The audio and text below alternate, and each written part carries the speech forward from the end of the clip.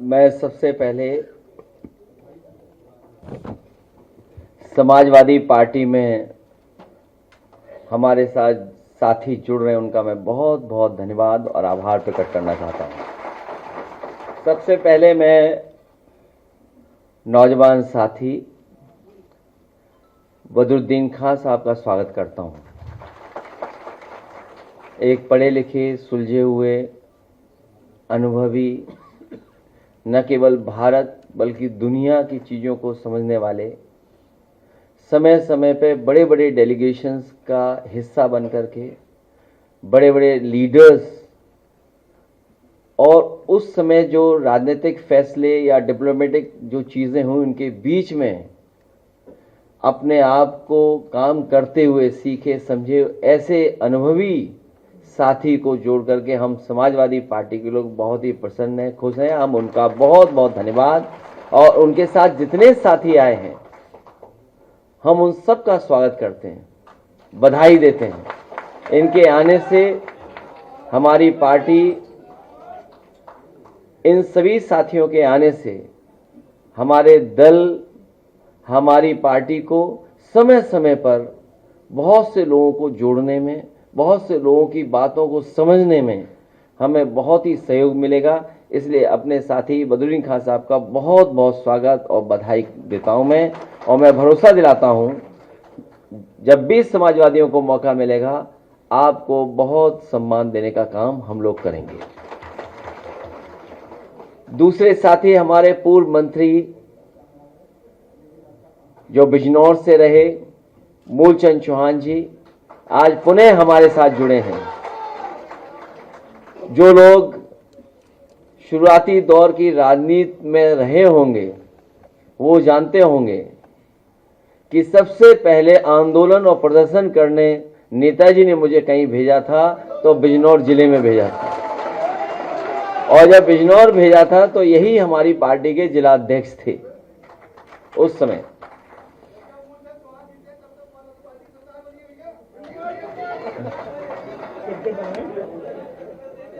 देखिए, अभी आपने सुना कि शंख बज गया है, इसलिए मैं अपने पुराने साथी और नेताजी से जुड़े और समाजवादी आंदोलन में हमेशा साथ रहे, वो राजनीतिक परिस्थितियों में थोड़ी दूरी हो गई। राजनीतिक परिस्थितियों में कई बार जो संतोष तिवारी जी बता रहे थे बात, इसी तरह का घटनाक्रम हो जाता है जिससे दूरी बन जाती है। लेकिन आज हमारे साथ आए हैं, न केवल वो आए हैं, उनके साथ बड़ी संख्या में साथी हैं, और जो यहाँ पर मौजूद हैं, यहाँ के साथ साथ बिजनौर से देख रहे होंगे। मैं सभी साथियों का बहुत बहुत स्वागत और धन्यवाद देता हूँ। साथ ही साथ जो समाजवादी साथी हैं हमारे, वो भी साथ रह करके इस पार्टी को मजबूत बनाएंगे। सामने जो लड़ाई है उस लड़ाई में हमारा सभी लोग मिलकर के सहयोग करेंगे। संतोष तिवारी जी को बहुत बहुत धन्यवाद और स्वागत। इनके आने से हमारी पार्टी को कुशीनगर में मजबूती मिलेगी। हमारे साथ ये लोकसभा चुनाव में ही जुड़ गए थे, विधानसभा चुनाव में हाँ, विधानसभा चुनाव में हमारे साथ आ गए थे, और बहुत सारी जानकारी हम और आप दोनों जानते हैं कि राजनीति में कई बार जो सामने से दिखाई देता है वो नहीं होता है, कुछ ताकतें पीछे से हाथ मिला के रखती हैं। तो जब इनसे हमारी मुलाकात हुई तो कुछ ऐसे घटनाक्रम इन्होंने बताए जिसमें हमारी आंखें खुल गईं। तो मैं संतोष तिवारी जी का, उनके साथ जितने वरिष्ठ सम्मानित लोग आए हैं, मैं उन सब का स्वागत करता हूं, धन्यवाद देता हूं। और आज का दिन भी बहुत महत्वपूर्ण है। 1 मई लेबर्स डे के नाम से जाना जाता है। आज के दिन पूरी दुनिया में लेबर डे के नाम से, और लेबर डे के उस पर सभी हम मजदूर भाइयों को बहुत बहुत बधाई और शुभकामनाएं देते हैं, क्योंकि 1 मई बहुत ही महत्वपूर्ण दिन होता है। आज के दिन जब शंख बजा है तो सोचिए परिवर्तन होना तय है। खुद बजा।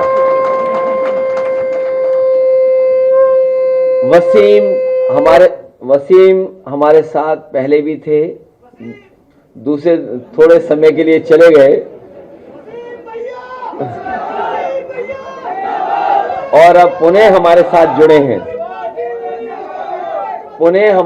जुड़े हैं। हमें उम्मीद है मेरठ, आसपास, दिल्ली तक और आसपास सब जगह पार्टी के कामों में, पार्टी के संघर्ष में साथ देंगे और पार्टी को और मजबूत बनाने का काम करेंगे। मैं वसीम भाई और उनके सभी साथियों का बहुत बहुत धन्यवाद और आभार प्रकट करता हूं। साथ ही साथ सबसे महत्वपूर्ण और समय के हिसाब से जो जज रहे, मनोज जी ने फैसला लिया है, वो जो काम करना शुरू किया है, मैं उस काम के लिए, पीडीए हेल्पलाइन के लिए उनका बहुत बहुत धन्यवाद और आभार प्रकट करता हूं। क्योंकि आज के समय पर लोगों को इधर उधर न जाना पड़े और कई बार गरीब बहुत सी चीजें समझता नहीं है। कई बार तकलीफ और परेशानी में रहने वाला इंसान, जो सामान्य चीजें समान तरीके से हो सकती हैं, उसमें भी उलझ जाता है और अपनी मदद नहीं कर पाता है, मदद ले नहीं पाता है। ऐसे समय पर जो जज रहे हैं, जो कानून को समझते हैं, अधिकारियों की और लोगों की, प्रशासनिक अधिकारियों की जिम्मेदारी समझते हैं, किस काम को कैसे किया जाता है और कौन रोड़ा अटका रहा है, उसमें गरीब जनता की मदद करने के लिए आपने पीडीए हेल्पलाइन काम शुरू किया है। मैं आपका और आपके साथियों का बहुत बहुत धन्यवाद और आभार प्रकट करता हूं। इसी तरह के काम से हम बहुत से गरीबों की मदद कर सकते हैं। मैं मनोज सिंह जी जज साहब से कहूंगा और अपने तमाम साथियों से कहूंगा कि जब पीडीए हेल्पलाइन बन गई है तो हमें पीडीए का डेटा सेंटर भी बना देना चाहिए।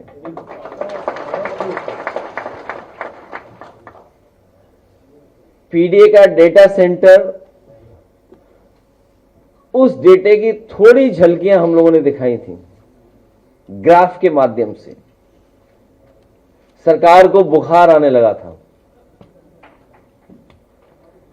केवल कुछ जिलों का डेटा इकट्ठा कर करके, वो भी ऑथेंटिक, और सरकार की वेबसाइट से लेकर के, जब हम लोगों ने ग्राफ से और ग्राफ बना करके पेश करना शुरू किया, तो सरकार जो लगातार बोलती है और सामने आकर के जवाब देती है, सरकार जवाब देने नहीं आई। सरकार ने अपने रिटायर्ड होने जा रहे, रिटायर्ड हो चुके कि नहीं हो गए, होने वाले हैं, उनको आगे कर करके कुछ सवाल खड़े किए। मैंने उस समय भी कहा और आज फिर कहता हूं कि अगर हमारे पीडीए डेटा में कोई कमी है, अगर हमें वो डेटा उपलब्ध नहीं हो पा रहा है, तो उस डेटा में आप हमारा सहयोग करें, हमारी मदद करें। बहुत से जिले हैं जहां पर हम लोगों ने डेटा इकट्ठा कर लिया है और वो डेटा शॉकिंग है। शॉकिंग इसलिए है क्योंकि जो न्याय देने वाले लोग हैं वो आपको न्याय देना नहीं चाहते। सरकार की नीयत नहीं है आपको न्याय मिले, सरकार की नीयत पे वो काम करते हैं। कई बार जब उनसे कहा जाता है कि आखिरकार ये फैसला क्यों ले रहे हैं आप, तो कहते हैं हम पर दबाव बहुत है। दबाव किस चीज का है ये कभी कभी समझ में नहीं आता है, लेकिन इस सरकार में दबाव हमें कई मौकों पर देखने को मिला है। एक पानी की टंकी भ्रष्टाचार का बहार नहीं सह पाई। एक पानी की टंकी भ्रष्टाचार का बहार नहीं सह पाई और टंकी फट गई, गिर गई, पाइप टूट गया। सरकार सह नहीं पा रही है भ्रष्टाचार का बहार। एक वरिष्ठ आईएएस अधिकारी अंडरग्राउंड है। ये पीडीए की ताकत की वजह से घबराए हुए लोग हैं जो अभी अभी सरकार ने फैसला लिया है। हमें खुशी है इस बात की कि सामाजिक न्याय के राज की स्थापना के लिए एक कदम तो बढ़े हैं सब लोग। सामाजिक न्याय के राज की स्थापना हो, उसके लिए जाति जनगणना का फैसला 90% पीडीए की एकजुटता की 100% जीत है। हम सबके सम्मिलित दबाव से भाजपा सरकार मजबूरन ये निर्णय लेने को बाध्य हुई है। सामाजिक न्याय की लड़ाई में ये पीडीए की जीत का एक अति महत्वपूर्ण चरण है। ये शुरुआत है जहां से सामाजिक न्याय के राज की स्थापना और पीडीए की लड़ाई के लिए अति महत्वपूर्ण ये चरण शुरू हुआ है। भाजपा सरकार को ये चेतावनी है कि अपनी चुनावी धांधली हम लोगों ने आपने समय समय पर इनकी चुनावी धांधली देखी है, चाहे वो मुजफ्फरनगर रहा हो, मुरादाबाद रहा हो, रामपुर रहा हो, करहल रहा हो, फैजाबाद की सीट रही हो, अयोध्या की सीट मिल्कीपुर रही हो। समय समय पर और सीसीटीवी में कैद होते हुए भी इनकी चुनावी धांधली हमने आपने और जनता ने देखी है। इसलिए भाजपा सरकार को यह चेतावनी है कि अपनी चुनावी धांधली को जाति जनगणना से दूर रखें, क्योंकि ये कोई भी धांधली गिनती में कर सकते हैं। एक ईमानदार जनगणना ही हर जाति को अपनी अपनी जनसंख्या के अनुपात में अपना वो अधिकार और हक दिलवाएगी जिस पर अब तक वर्चस्ववादी फन मारकर बैठे थे। ये अधिकारों के सकारात्मक लोकतांत्रिक आंदोलन का पहला चरण है और भाजपा की नकारात्मक राजनीति का अंतिम, भाजपा की प्रभुत्ववादी सोच का अंत होकर ही रहेगा। संविधान के आगे मन विधान लंबे समय तक चल भी नहीं सकता है। संविधान के आगे मन विधान बहुत लंबे समय तक नहीं चल सकता है। इसलिए मैं इस बात को मानता हूं कि ये इंडिया की जीत हुई है। तमाम हमारे पुराने समाजवादी नेता और बड़ी संख्या में सामाजिक न्याय के आंदोलन को आगे बढ़ाने वाले लोग, उनकी वजह से ये परिणाम मिला है। एक लंबी लड़ाई के बाद आज सरकार तैयार हो गई है कि उन्हें जाति जनगणना करना पड़ रहा है। जातिवाद जनगणना का मुद्दा हमेशा बहुत जिम्मेदारी से समाजवादियों ने उठाया और आज हमें उम्मीद है कि इस जाति जनगणना के माध्यम से जो पीडीए का दबाव है, बहुत सच्चे डाटा, सच्ची जानकारी मिल जाएगी। और अभी तो इससे आगे और कदम बढ़ने हैं। प्राइवेट जगहों पर, संस्थाओं में नौकरी, रोजगार, इन तमाम सवालों पे और बहस छिड़ेगी। जो मकसद था इक्वलिटी एंड जस्टिस का, उस इक्वलिटी एंड जस्टिस में हम लोग और आगे बढ़ने का काम करेंगे। साथ ही साथ आज जो श्रमिक दिवस है, मैं उसके लिए देश दुनिया के सभी श्रमिकों को बधाई और भविष्य के लिए शुभकामनाएं देना चाहता हूं। आज के भारत में श्रमिकों की सुरक्षा का विषय सामाजिक, आर्थिक व मानसिक कई स्तरों पर चुनौतियों का सामना कर रहा है। आज श्रमिकों की परंपरागत परिभाषा बहुत व्यापक हो गई है। इनमें निम्नलिखित मैं पढ़ना चाहता हूं। कृषि श्रमिक, मनरेगा लेबरिंग, मंडी श्रमिक, पोर्टर।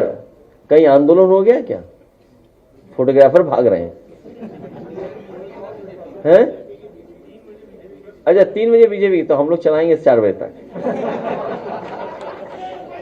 दुकान श्रमिक, मैं दोबारा कहना चाहता हूं, क्योंकि जब पीसी होगी तो आप लोग हमारा सहयोग करना कि वहां क्या बोला जा रहा है हमारे खिलाफ है। नहीं, अगर वहां खिलाफ बोला तो आप मेरी मदद करना। क्या हो गया? तो और लंबा चलाएंगे। मान के चलिए। तो मैं कह रहा था कि बड़ी संख्या में जो हमारे कृषि श्रमिक, मनरेगा श्रमिक, मंडी, पोर्टर, दुकान, एमएसएमई, निर्माण उद्योग में लेबर हैं, औद्योगिक सेवा क्षेत्र में हैं, और नई तरह की एक बड़ी संख्या में लोग जहां काम कर रहे हैं। हालांकि उसको हम लेबर की कैटेगरी में नहीं ला सकते हैं, लेकिन ये कह सकते हैं कि सम्मानजनक वो रोजगार नहीं दिखता है, लेकिन क्योंकि नौकरी नहीं है, रोजगार नहीं है, इसलिए डिलीवरी बॉय या हमारे ड्राइवर, ये दैनिक रोजगार है। ये कोई बहुत परमानेंट नौकरी नहीं है, ये दैनिक रोजगार है। भाजपा राज में सामान्य रूप से सबकी चुनौतियां सिवाय कुछ एक विशेष अंतर के लगभग एक जैसी हैं। ये जितनी मैंने कैटेगरी बताई हैं, इन सब कैटेगरी में जो काम कर रहे हैं, जो श्रमिक हैं, उनके इश्यूज एक से हैं लगभग। इसलिए आज का दिन बहुत महत्वपूर्ण है। और ये परिणाम क्यों है? रिकॉर्ड तोड़ बेरोजगारी, नियमित रोजगार की समस्या, कार्य की दशाओं हालत की समस्या, किस परिस्थितियों में काम करते हैं, कार्य के घंटों की समस्या। कभी हम लोगों ने सुनने को मिला था कि किसी ने कहा कि इतने घंटे काम करना चाहिए। हमें और आपको वो मशीन समझते हैं कि अगर आप इतने घंटे भी काम कर सकते हैं, और मिनिमम वेजेस, हमारा इतना एक्सप्लॉयटेशन है कि हमें मिनिमम वेजेस देते हैं। ये सब भारतीय जनता पार्टी की सरकार के समय पे हो रहा है। और कोरोना का सहारा लेकर के जो कानून और नियमों में बदलाव लाया है, हमारे तमाम मजदूर भाई जानते होंगे कितने लंबे संघर्ष के बाद, कितनी लंबी चुनौतियों के बाद उन्हें ये कानून मिले थे, उन्हें अधिकार मिले थे। उन अधिकारों का अगर किसी ने छीनने का काम किया तो कोरोना के सारे भारतीय जनता पार्टी ने उनके खिलाफ साजिश की है, मजदूर भाइयों के खिलाफ साजिश की है। न्यूनतम मजदूरी न मिलने की समस्या, लेकिन कानून तो है, लेकिन भ्रष्टाचारी भाजपाई तंत्र पैसे वालों से पैसे लेकर मजदूरों का हक मार देते हैं आउटसोर्स से। योग्यता के हिसाब से काम न मिल पाने की समस्या और संकट, सामाजिक सुरक्षा के कारगर कवच की कमी से हर तरह के शोषण की समस्या,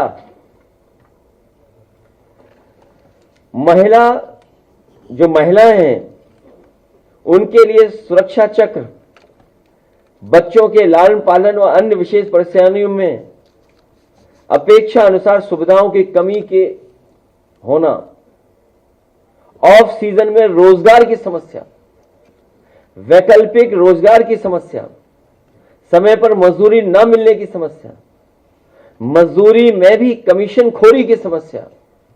ये सरकार जो कहती थी इंसेंटिव देंगे, इंसेंटिव देने वाले कमीशन में झगड़ा कर लिए, और उसका परिणाम यह हुआ कि एक आईएएस अधिकारी को अंडरग्राउंड होना पड़ रहा है। कर्जदारी की समस्या, बीमारी में पैसे न मिलने की समस्या, विश्राम हेतु नियमित अवकाश न मिलने की समस्या, डिलीवरी करने वाले या ड्राइवर पर समय पर पहुंचने के दबाव में दुर्घटना और चिकित्सा बीमा की कमी की समस्या, या उन्हें जो मदद मिलनी चाहिए वो भी शायद नहीं दे पा रहे हैं।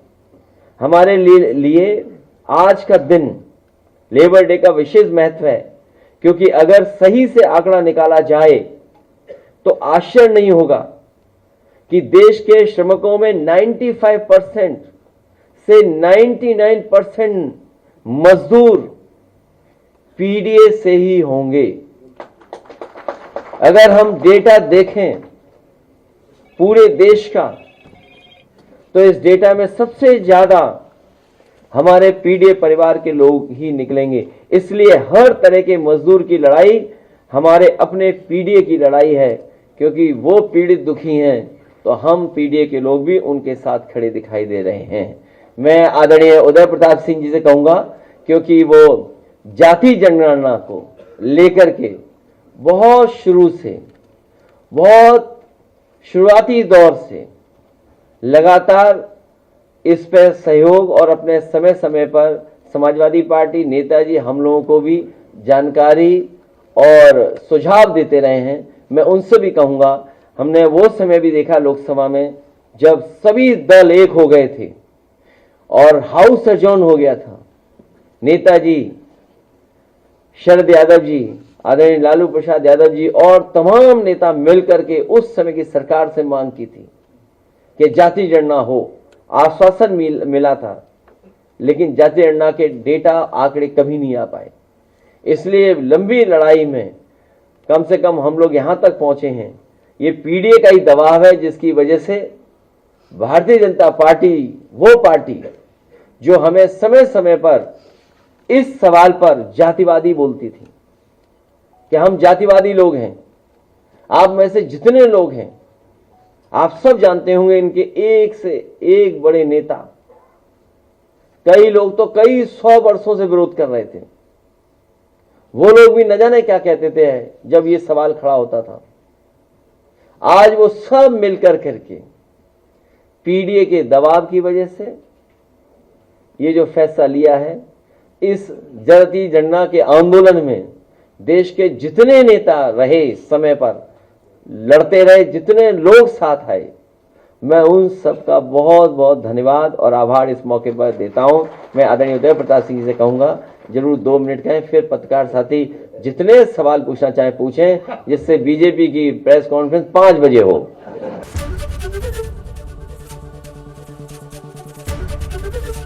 एबीपी गंगा, खबर आपकी, जुबान आपकी।